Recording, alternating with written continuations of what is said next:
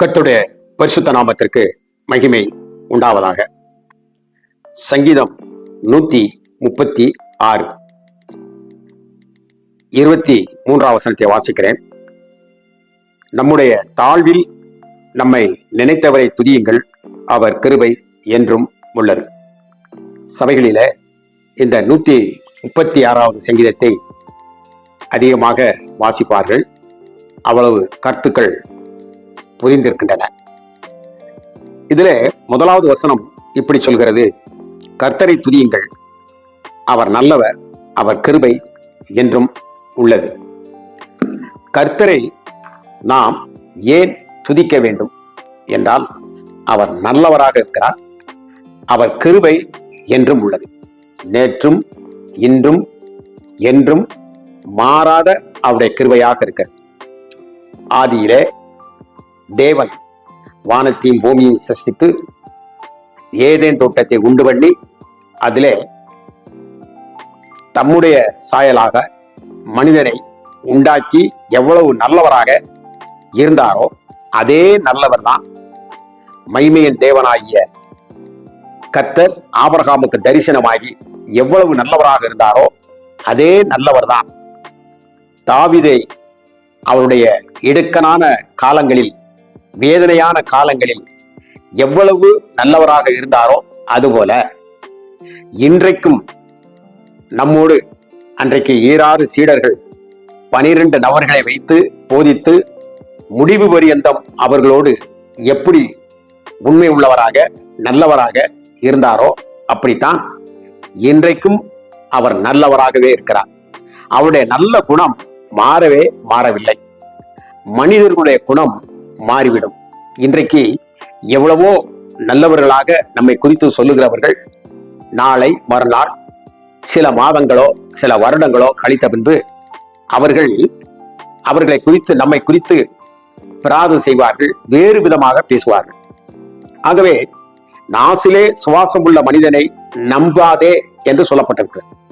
நம்பாதே என்று சொன்னால் எந்த காரியத்தினாலும் என்று சொல்லவில்லை, தேவனை விட அவருடைய வார்த்தையை விட அதிகமாக நம்பிக்கை வைத்து உன்னை நீயே உன் வாழ்க்கையை கெடுத்துக் கொள்ளாதே என்ற அடிப்படையில் இந்த பரிசுத்த வேதாமம் நமக்கு குறிப்பிடுகிறது. ஆகவே பரிசுத்த வேதாமத்தினுடைய மத்திய வசனமாக இருக்கக்கூடியது ஆதியாம புஸ்தகத்திலிருந்து வெளிப்படுத்தல் புஸ்தகத்திலிருந்து ரெண்டையும் அப்படியே கொண்டு வந்தால் 118வது சங்கீதம் 8வது வசனத்திலே சொல்லப்பட்டிருக்கும்: மனிதனை நம்புவதை பார்க்கிலும் கர்த்தர் பேரில் பற்றுதலாய் அவர் மேல் நம்பிக்கையாய் இருப்பது நல்லது என்று சொல்லப்பட்டிருக்கும். ஆகவே அந்த நல்லவரை துதியுங்கள், அவர் கிருபை என்றும் உள்ளது. அப்படினால் இங்கு முதலாவது நமக்கு கிடைத்திருக்கக்கூடிய பதில் என்னவென்றால், கர்த்தரை நான் ஏன் துதிக்க வேண்டும் என்றால் அவர் நல்லவராக இருக்கிறார். முதலாவது கருத்து, நல்லவரை துதிக்க வேண்டும் என்கின்ற கருத்து. இரண்டாவதாக, எத்தனை தலைமுறைகள் மாறி வந்தாலும் அவர் மாறாதவராக இருக்கிறார் என்பதை நாம் மனதில் அறிந்து கொள்ள வேண்டும். அதனாலே அவரை நான் துதிக்கிறேன், அவரை கீர்த்தனம் பாடுகிறேன், அவர் மேல் நான் நம்பிக்கை வைக்கிறேன். மூன்றாவதாக நீங்கள் பாருங்கள், தாழ்வில் நம்மை நினைத்தவரை துதியுங்கள். இந்த உலகத்தில் மனிதர்கள் உயர்வான இடத்தில் இருக்கின்ற பொழுது அந்த உயர்வான மக்களைத்தான் நினைத்துக் கொள்வார்கள். இன்றைக்கு நம்மளை ஆண்டு கொண்டிருக்கக்கூடிய பெரியவர்களை ஏதாவது ஒரு வழியிலே வாய்ப்பு இருந்தால் அவர்களை சொந்தம் கொண்டாடக்கூடிய அளவில் அவர்கள் அதை நினைத்து பார்ப்பார்கள், நினைத்து மற்றவர்களிடத்திலே சொல்வார்கள். இந்த ஊழியக்காரர்களிடத்திலே நான் நெல்லை மாவட்டம் அந்த பகுதியிலே இருக்கின்ற காரணத்தினாலே, அந்த பகுதியிலே நான் பிறந்து வாழ்ந்தபடினாலே இப்பொழுது நான் ராமநாதபுரம் மாவட்டத்தில் இருக்கிறேன். அக்காலங்களில் சில நபர்கள் சில சபைகளிலே, கிராம சபைகளிலே தங்களை அறிமுகப்படுத்துகின்ற பொழுது இந்த சுரண்டை பகுதியிலிருந்து வரக்கூடிய ஊழியக்காரர்கள் எங்களுக்கு தினகரன் சொந்தக்காரர் என்று குறிப்பிட்டு வருவார்கள். காரணம் என்ன? அவர் உயர்ந்த நிலையில் இருக்கிறார். அந்த உயர்ந்த நிலையில் இருக்கிற காரணத்தினாலே அநேக நபரால் அவர் விரும்பப்படத்தக்கதாகவும் புகழின் உச்சியில் இருக்கிறபடினாலே அவர் எனக்கு சொந்தக்காரராக, எங்களுக்கு சொந்தம், எங்களுக்கு பந்தம், எங்களுக்கு பாசமுடையவர் என்றெல்லாம் சொல்லிவிடக்கூடும். ஆனால் அதே நேரத்தில் அந்த சுரண்டையில் இருக்கக்கூடிய அநேக ஊழியம் செய்கின்ற பிரிவு சார்ந்தவர்கள் அநேக நபர்கள் இருக்கின்றார்கள். ஆனால் அவர்கள் எனக்கு சொந்தம், இவர்கள் எனக்கு சொந்தம் என்று ஒரு நாளும் சொல்வதில்லை. மாறாக அதை தெரியாத போல காட்டிக் கொள்வார்கள். எங்க ஊர்ல ஒரு காவல்துறை ஆய்வாளர் ஒருவர் இருந்தார். பல வருடங்களுக்கு முன்பதாக உள்ள நிகழ்வு. அவர் அந்த நாட்களில் எப்படி என்றால் ஒரு 8 ஸ்டேஷன் அல்லது 6 ஸ்டேஷனுக்கு ஒரு இன்ஸ்பெக்டர் இருப்பார், சர்க்கிள் இன்ஸ்பெக்டர் என்று இருப்பார் 8 ஸ்டேஷனுக்கு. இன்றைக்கு எல்லா ஸ்டேஷன்லும் இருக்கிறார்கள். ஆக அப்படிப்பட்டவர் அவர் மெட்ராஸ் பகுதியிலே ஒரு பகுதியில் அவர் வேலை செய்து கொண்டார், எங்க ஊருக்காரர். ஆனால் அவருடைய தகப்பனார் வீதியிலே மாடு வண்டி மாடுகளை வைத்து வேலை செய்து உழவு செய்து பலன்களை பெற்று அதன் மூலமாக கஷ்டமான காலங்களாக இருந்தாலும் படிக்க வைத்து அவரை மேன்மைப்படுத்தி கொண்டு வந்தார். ஒரு காலகட்டத்தில் தன்னுடைய வீட்டிலே தன்னுடைய வயலிலே விளைந்த கடலை சில அரிசி வகைகள் எல்லாம் எடுத்துக்கொண்டு 8 முழ வேஷ்டி ஒரு துண்டையும் போட்டுக்கொண்டு தன்னுடைய மகன் இருக்கக்கூடிய அந்த இல்லத்திற்கு அவர் செல்கிறார். அப்படி செல்லுகிற பொழுது அங்கே அவர்கள் சில நண்பர்களோடு அந்த ஆய்வாளர் டீ குடித்துக் கொண்டோ பேசிக் கொண்டிருக்கிறார். அப்போது இவர் போய் அங்கே கதவை தட்டுகிற பொழுது அந்த கேட்டு கதவை அவர் 2 துண்டு கொண்டு தட்டி கொண்டு இருக்கிற பொழுது அது யார் அவர் இங்கிருந்து வந்திருக்கிறார் என்று அவர்கள் கேட்ட பொழுது எங்க ஊரிலே எங்க வீட்டில் வேலை செய்கிறவர் என்று அவர் சொன்னதாகவும் அந்த வார்த்தையை கேட்டுவிட்டு அப்படியே தன் பொருட்களை எல்லாம் வைத்து வந்த வழி திரும்பி அப்படியே வீட்டில் வந்து தன் கட்டில் படுத்து அதை நினைத்து நினைத்து மரித்து போனார் என்று எனக்கு முன்னதாக உள்ள பெரியவர்கள் சொல்லியிருக்கிறார்கள். ஆகவே இந்த சூழ்நிலையில் பாருங்கள், தான் தகப்பன் தன்னை ஏற்றிவிடக்கூடிய ஒரு ஏடியாக இருந்தபோது கூட அந்த ஏடியை அதை மிதித்து தள்ளக்கூடியவராக இருந்தாரே தவிர அதை நினைவு கூறக்கூடியவராக இல்லை என்பது மிக மிக வேதனைக்குரியது. இன்றைக்கு உலகத்தில் நடைமுறையில் அநேகம் இப்படித்தான் நடந்து கொண்டிருக்கின்றன.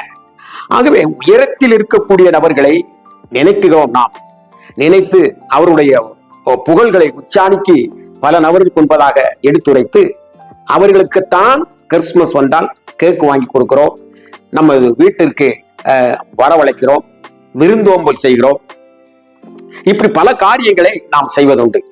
ஆனால் ஏழை எளியவர்கள், திக்கற்றவர்கள், வக்கற்றவர்கள், வயிற்று கஞ்சிக்கு வழி இல்லாதவர்கள், குளிர் வாடையில் நடுங்கிக் கொண்டிருக்கிறவர்கள், இவர்களை நினைப்பது மிக அரிதாக இன்றைக்கு கிறிஸ்தவ வட்டாரத்தில் இருக்கிறது. ஒரு சிலர், நான் எல்லோரையும் சொல்லவில்லை, அதிலும் ஒரு சிலர் அப்படி நினைத்தாலும் கூட தங்களை தம்பட்டம் அடித்துக் கொள்ளுகிறவர்களாக காணப்படுகிறார்கள். ஆகவே கர்த்தர் சொன்னார், இந்த சிறியவர்களில் ஒருவருக்கு நீங்கள் எதை செய்தீர்களோ அதையே எனக்கு செய்தீர்கள் என்று தேவன் தம்முடைய கடைசி நியாய தீர்ப்பிலே சொல்லுகிற கணக்கு ஒன்று இருக்கிறது. அவருடைய கருத்திலே ஜீவ புத்தகம் இருக்கிறது, நினைவு கூறுகின்ற கணக்கு புத்தகமும் இருக்கிறது. ஆகவே நம்முடைய நினைவலைகள், நாம் பேசியவைகள், நாம் செய்த கிரியைகள் எல்லாம் அங்கே எழுதப்பட்டு கொண்டு இருக்கிறது என்பதையும் இதிலே நீங்கள் மறந்துவிடக் கூடாது என்பதற்காக நான் உங்களுக்கு பதிவு செய்கிறேன். ஆகவே இது சிறியவர்கள் என்றால் சின்னவர்கள் அல்ல. இந்த இடத்தில் குறிப்பிடப்படுகிற சிறியவர்கள் வறுமை கோட்டிற்கு கீழே வருந்தி கொண்டிருப்பவர்கள், வழியில்லாத ஒரு சூழ்நிலையில் வாழ்ந்து கொண்டு இருக்கக்கூடியவர்களை குறித்து இங்கே பேசுகிறார். அவர்களுக்கு நீங்கள் என்ன செய்கிறீர்களோ அதைத்தான் நீங்கள் எனக்கும் செய்தீர்கள் என்று சொல்கிறார். அப்படியானால் இந்த வசனம் என்ன சொல்லுகிறது என்பதை நாம் தியானித்து பார்த்தால், தாழ்வில் நம்மை, நம்முடைய தாழ்வில், நம்முடைய கஷ்டங்களில், நம்முடைய வியாதிகளில், நம்முடைய பணக்குறைவுகளில், நம்முடைய பலவிதமான அலக்கழிவுகளில் நம்மளை நினைத்தவரை, நினைத்ததென்றால் நம்மை தாங்குகிறவர், நன்மை செய்வதற்காக நம்மையும் ஒரு பொருட்டாக நினைத்து அவரது பிள்ளையாக உளையான சேற்றுக்குள் வெளிவர முடியாமல் உழண்டு கொண்டு இருக்கக்கூடிய நம்மை அதிலிருந்து தூக்கி குளிப்பாட்டி தமது அருகில் வைத்துக் கொள்கிறவராக அவர் இருக்கிறார் என்பதை சங்கீதக்காரன் தன் அனுபவத்தில் ஆழமாக ஆராய்ந்து அதை அனுபவித்து அதை நமக்கு வெளிப்படுத்துகிற ஒரு காட்சி. ஆகவே இன்றைக்கு என்னுடைய மனநிலை, நான் பார்க்கக்கூடிய சபையில் இருக்கக்கூடியவருடைய நிலை, இந்த தாழ்வில் இருக்கக்கூடிய, வழியே இல்லாமல் இருக்கக்கூடிய, வாடிக்கொண்டு இருக்கக்கூடிய, வியாதியஸ்தர்களாக இருக்கக்கூடிய, காவலிலும் கட்டுகளிலும் இருக்கக்கூடியவர்கள் நினைக்கின்றோமா, அவர்களுக்கு உதவி செய்கிறோமா என்பதை யோசித்து பார்க்க வேண்டும். ஏனென்றால் நாம் தேவனுக்கு எந்த வகையில் எப்படிப்பட்ட உதவிகளும் செய்ய முடியவில்லை, எல்லாம் அவருடையது. ஆகவே அப்படி இருந்தும் கூட நாம் சிறுமைப்பட்ட நிலையில் இருக்கிற பொழுது நம்மை நினைத்து பார்க்கிறார். ஆகவே கர்த்தரை துதியுங்கள், அவர் நல்லவர். எப்படி நல்லவர் என்றால், என் தாழ்வில் என்னை நினைத்து பார்த்து என்னை உதவி செய்து என்னை தூக்கி எடுத்து அவர் தம்முடைய அருகில் வைத்து என்னை அழகு பார்க்கின்ற என்னை தள்ளாத நேசர், என் மீது தனியாத அன்பு கொண்டவராக இருக்கிறார். அவரை நினைக்கிறேன். தொடர்ந்து இந்த செய்திகளை நான் உங்களுக்கு தருகிறேன். கர்த்தர் நம்மை ஆசீர்வதிப்பாராக. ஆமே ஆமே.